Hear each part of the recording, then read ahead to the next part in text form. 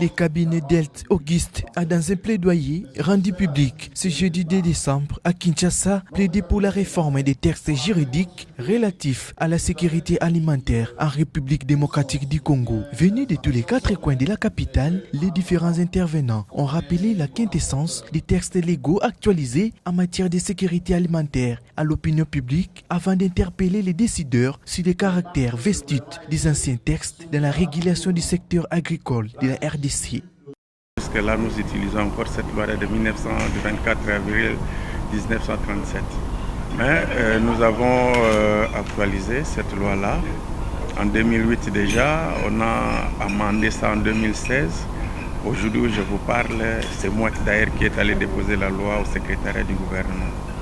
Ça a été aligné au Conseil des ministres. Je crois qu'à la séance parlementaire du mois de mars, ça sera aligné. Puisque c'est une nécessité maintenant et c'est une urgence.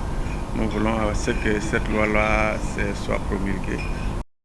Bien que les questions liées au secteur agricole soient méconnues du public congolais, le secteur fait partie des 7 piliers de la stratégie cadre nationale RED+, un programme d'évolution durable des systèmes techniques agricoles. Pour changer la donne, les réseaux de communication de l'environnement a marqué son implication dans la démarche en sensibilisant les publics tant national, régional qu'international. Tous les professionnels des médias devraient être là pour écouter et comprendre et s'approprier de ces textes juridiques qui vont leur permettre de sensibiliser les publics sur les questions liées à la sécurité alimentaire et aux différentes réformes que le pays s'est engagé. Pour permettre que nous qui véhiculons l'information, nous pouvons bien les faire au travers des uns et des autres et que le message passe d'une manière ou d'une autre. Dans le cadre de la mise en œuvre des activités du projet Un seul monde sans fin, financé par les ministères allemands de la coopération au développement, les organisateurs attendent beaucoup des autorités du pays pour que ces efforts fournis ne soient pas vains mais plutôt bénéfiques pour commencer à résoudre la question de la faim au pays.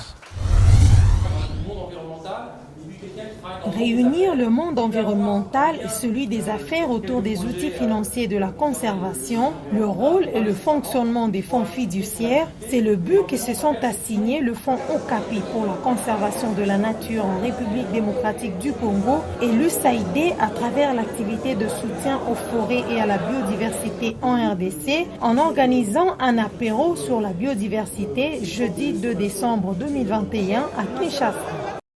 Alors l'idée des apéros biodiversité est un peu particulière parce qu'il s'agit de décloisonner les univers et de réunir des gens qui s'intéressent au domaine environnemental et d'autres qui sont du domaine des affaires. Et souvent ce sont deux univers qui s'ignorent et qui ne comprennent pas pourquoi ils devraient se rencontrer. Les peuples autochtones ayant lutté pour l'application de leurs droits de travailler comme les autres, le président des PA, Kapuku Diwa, fait partie des membres du conseil d'administration du fonds Okapi. C'est pour voir un peu comment, comme nous avons toujours l'habitude, qu'il y ait ce que nous appelons, qu'il y ait toujours des fonds perdus, c'est-à-dire pour la conservation, pour la protection de la conservation, on donne toujours de l'argent. Après le projet, ça se termine et les choses s'arrêtent. Et là, on recommence encore à zéro dans le cas de dégradation de nos aires protégées. C'est ainsi qu'on a décidé qu'il faut mettre un fonds fiduciaire pour essayer de garantir la pérennité de ces actions-là de la conservation de nos aires protégées. À la question de savoir si les fonds mis à la disposition des acteurs environnementaux sont gérés à bon escient, le directeur exécutif du fonds Okapi et le président des PA ont été unanimes. Alors très bonne question parce que c'est vrai qu'une des questions qui se pose quand on travaille dans l'environnement et notamment quand on est un fonds fiduciaire comme le fonds Okapi qui est avec objectif de financer les aires protégées, c'est de savoir si ceux à qui on confie les fonds les utilisent de manière convenable. Et ça, c'est très important parce que l'idée, évidemment, c'est pas de gâcher les finances. Et donc, ce qui est important quand on fait des premiers financements pour les gestionnaires des aires protégées, c'est de comprendre comment ils ont travaillé dans le passé et de travailler avec eux sur les meilleures méthodes pour pouvoir réussir des investissements. Donc, en fait, on a tout un processus très rigoureux de suivi des financements. C'est maintenant là que nous allons lancer le projet, donc l'opérationnalisation du projet dans les deux parcs. donc le parc national de Kaouzi-Biega et le parc national de Garamba. Ça, ce sont les premiers parcs pilotes qu'on va essayer maintenant d'expérimenter. C'est dans une atmosphère très détendue que ce premier apéro sur la biodiversité a vécu à Kinshasa. Les technologies sans fil et les objets connectés deviennent de plus en plus présents dans notre quotidien et ce n'est pas prêt de s'arrêter. Ces étudiants ont exposé dans l'enceinte du Musée national de Kinshasa leur nouveau produit qui se décline en une poubelle intelligente. Cet engin est doté d'un lecteur de code barre, un programme susceptible de définir les catégories des déchets collectés le jour. Elle est dite intelligente parce qu'elle sert à gérer le déchet d'une manière automatique en fait. Alors une personne n'a pas besoin d'ouvrir pour jeter son déchet. Premièrement, elle détecte la présence de gens, de personnes. Une fois qu'elle va détecter, elle va ouvrir la poche concernée. Alors une fois que cette poubelle-là est pleine, elle va envoyer un message au téléphone ainsi qu'à la base de données. Alors elle peut encore aller plus loin. Si la personne est en train d'hésiter ou toujours remplie, elle va calculer la durée et elle va automatiquement appeler aussi la personne avec une voix préenregistrée. Doté de compartiments qui permettent de déterminer le type de déchet et la seconde utilité que présente chaque immondice, ces dispositifs ne pas seulement une poubelle, mais tout un système de gestion et de transformation de déchets. On peut avoir jusqu'à 10 tonnes de déchets parce qu'elle va commencer à compresser. À chaque fois qu'elle remplit, elle va commencer à compresser le déchet jusqu'à ce qu'à un moment donné, s'il n'arrive plus à compresser ce déchet-là, il va envoyer un message et puis comme je l'ai dit, si la personne tarde à venir, il va commencer à déranger la personne avec 2 appels. On a une version, première version, dans une phase expérimentale en tout cas, et toujours en recherche de financement parce que dans la vision est qu'on n'aura qu'une seule poche, la poubelle elle-même va trier. Donc quand on met du sachet, elle va prendre du sachet pour mettre dans une bocale où il y a du sachet. S'il y a de plastique, elle va prendre le plastique et mettre dans le plastique. Elle va essayer de distinguer chaque déchet par rapport à un bocal donné en fait, c'est un peu ça. Cette cuve a été conçue dans un esprit résolument écologique puisqu'il est désormais possible de surveiller la consommation en matière de déchets. Les initiateurs de ce projet ont lancé un appel de fonds à l'endroit du gouvernement, des opérateurs du secteur privé, des organismes internationaux du secteur de l'environnement et d'autres partenaires financiers afin d'accompagner la matérialisation de cette œuvre, fruit du génie congolais. La Journée mondiale des toilettes JMT, célébrée le 19 novembre de chaque année, est passée inaperçue en République démocratique du Congo. Pourtant, la problématique des toilettes demeure. Une toilette est une pièce où se trouvent des installations sanitaires pour faire ses besoins naturels. Cette année, la JMT a porté sur la valeur des toilettes. Qui se soucie des toilettes? L'ONU affirme que 3,6 milliards de personnes ne disposent pas d'installations convenables. Raison pour laquelle certaines personnes continuent à déféquer en plein air. À Kinshasa, il est des personnes qui défèquent dans des sachets puis les jettent dans les caniveaux ou les ruisseaux. D'autres ont des toilettes qui ne sont pas construites dans les normes.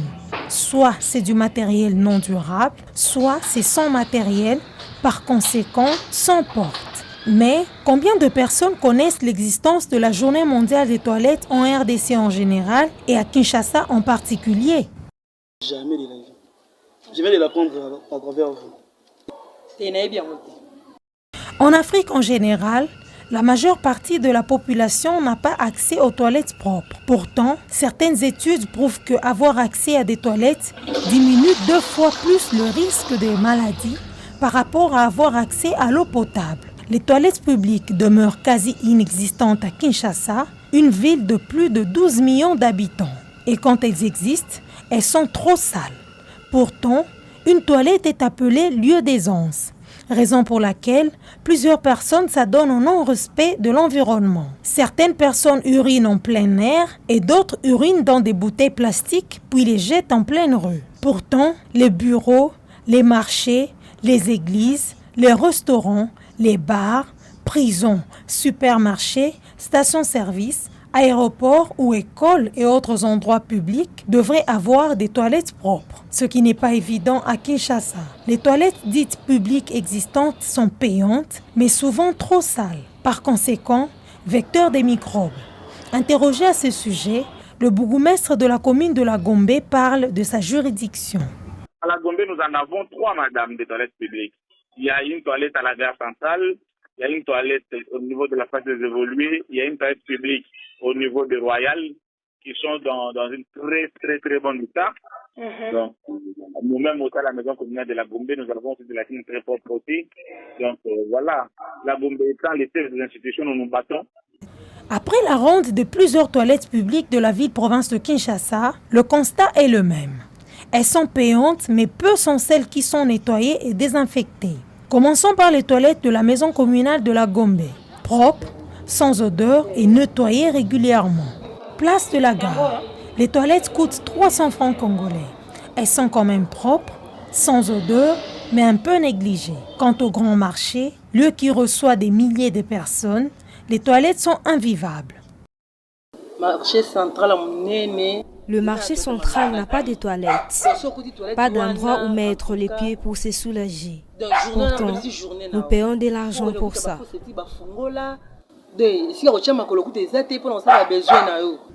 Mais des privés ont pris l'initiative de mettre des toilettes propres et inodores à la disposition de la population du grand marché, moyennant 300 francs congolais. À la maison communale de Lingwala, les toilettes sont sales en plus d'être très odorantes, mais coûtent 200 à 300 francs congolais selon l'humeur de la personne qui vous reçoit. Quant aux toilettes de la maison communale de Limete, en plus de leurs infrastructures qui laissent à désirer, elles dégagent des odeurs à plusieurs mètres. Mais ici est de noter que la commune de Limete possède d'autres toilettes publiques à la place commerciale de la 7e rue. Pas très propres, mais abordables et sans odeur. Une initiative à encourager. Pour ce qui est des toilettes de la maison communale de Kalamou, pas très propres mais construites. Donc, elles ont besoin d'entretien. En ce qui concerne les toilettes de la maison communale de Ngaliema, elles sont sales en plus de dégager des odeurs nauséabondes de l'extérieur. Hôtel de ville de Kinshasa, les toilettes visiblement construites récemment sont propres et sans odeur.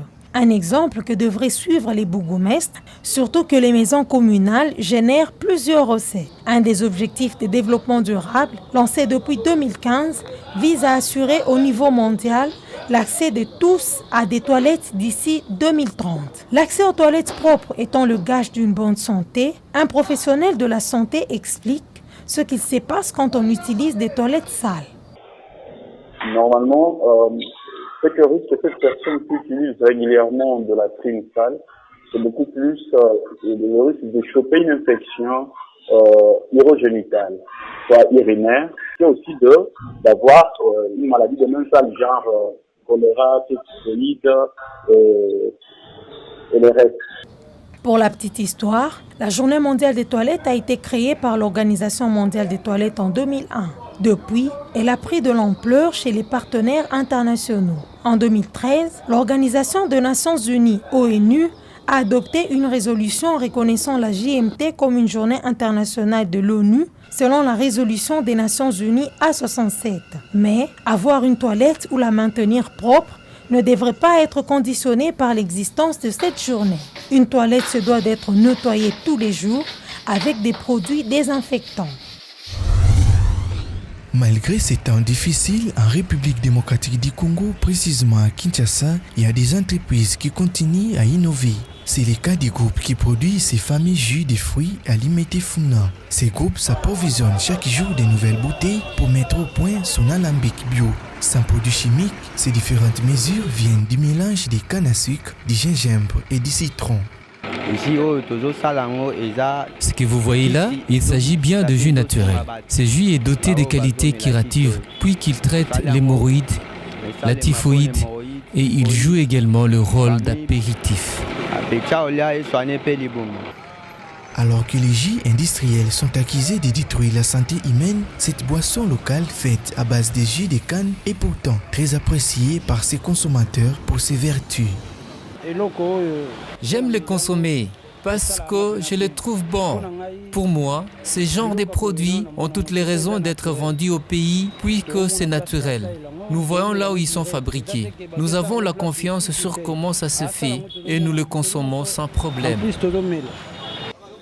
Pour des raisons logistiques, la fabrication se fait à la main à une faible quantité, mais toujours avec une sérénité dans la finition et une qualité assez bonne pour plus d'aisance des consommateurs. C'est un métier que Jancy a accepté d'exercer il y a de cela plusieurs années. Au-delà de ces jus améliorés, ces fabricateurs nous avouent que son entreprise attend offrir une gamme d'autres produits bio, cette fois-ci à grande échelle.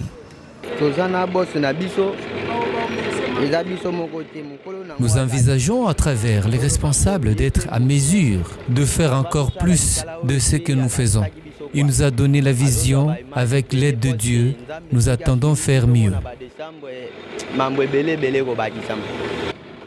Aujourd'hui, la canne à sucre sert à fabriquer du sucre et entre dans la fabrication des jus, des productions très concurrencées au plan mondial. Fabrice espère bien que cette activité pourrait ouvrir la voie d'une diversification des produits fabriqués au pays qui ne demandent qu'à être valorisés. Dans les canissinanga liboso.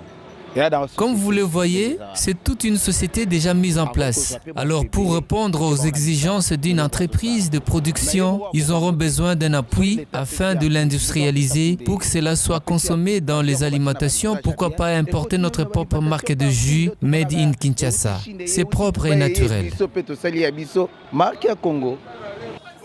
Depuis peu, la liste des produits bio fabriqués en RDC s'est allongée. Valoriser la culture de la canne à sucre en créant des produits à base de jus de canne utilisables dans l'industrie agroalimentaire, tout comme la transformation agricole, l'apiculture, l'élevage et tant d'autres, des initiatives qui vont dans le sens d'offrir du bio aux Quinois en particulier et aux Congolais en général.